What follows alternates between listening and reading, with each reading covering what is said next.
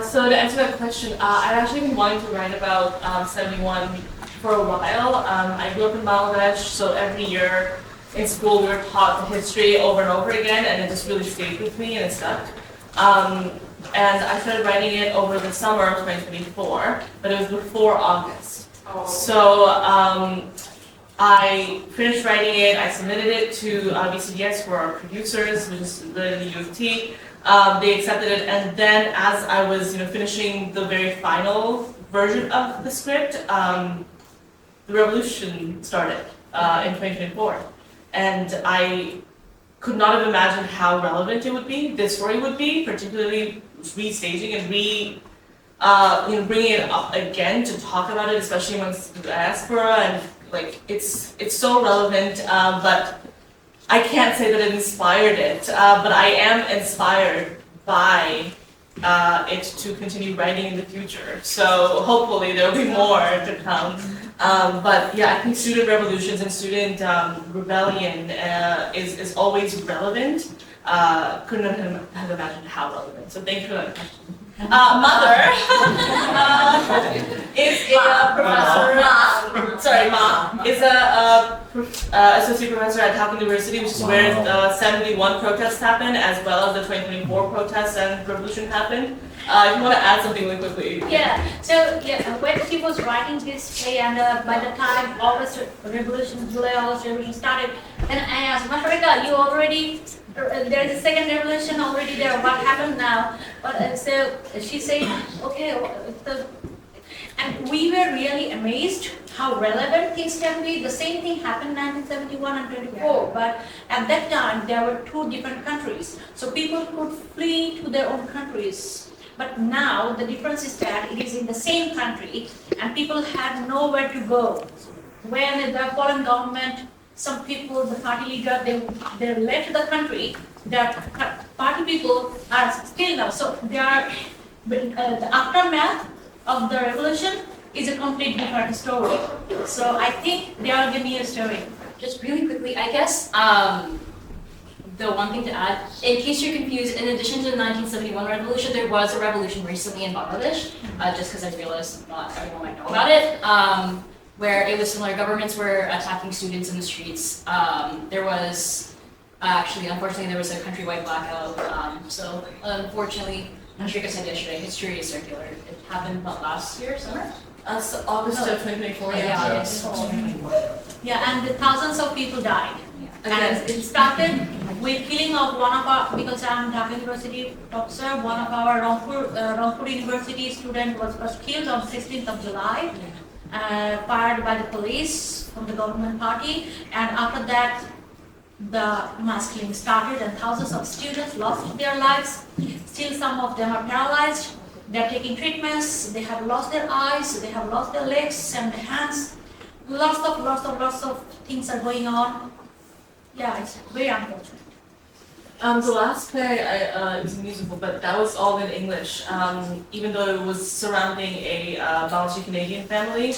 And when I was watching that in the audience, after it had been staged as a director, I was watching it in the audience, and I realized that how much I just wanted to hear more Bangla from the parents, from the family. I just needed to, it just sounded wrong to my ears, first of all, because it's a Bangladeshi family. But for this story specifically, it 100% in my mind needed to be in Bangla, because in 1952, which was only 19 years before this story takes place, the Bangladeshis, we protested and sacrificed, students, again, sacrificed their lives for the right to speak Bangla.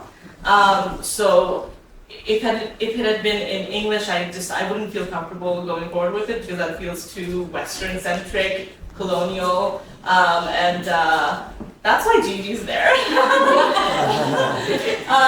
She is a physical manifestation of Nazim's doubt. That's the inner workings, as well as the lingering effects of colonialism in a post-colonial liberated nation, unfortunately.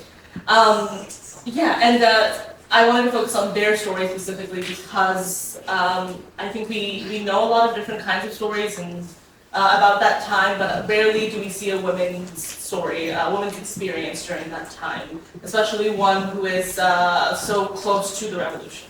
Because Hacking University is one of the breeding grounds for revolution, and I grew up there. I grew up in Hacking University, my mom's a professor, so yeah, every aspect of it was very much inspired by the land, where the revolution took place, and so it needed to be in that language. Thank you for a really embarrassing intro.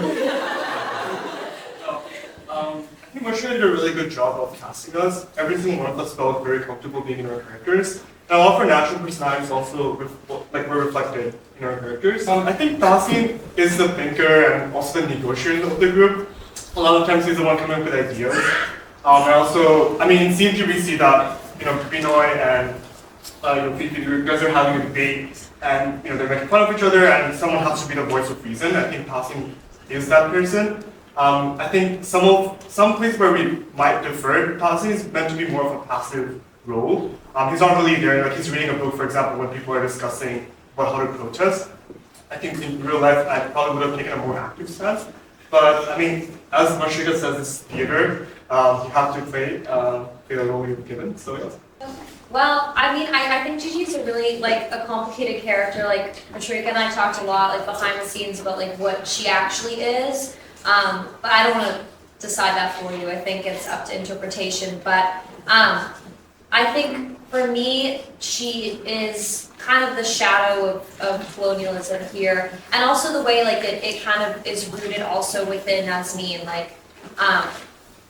She has this doubt and this judgment within herself that's very rooted in colonialism and white supremacist nation. So I don't know. That's really hard to play. So I guess for when I was playing it, I just tried to think of Nazneen as everything that I wish I was, and try to build that resentment.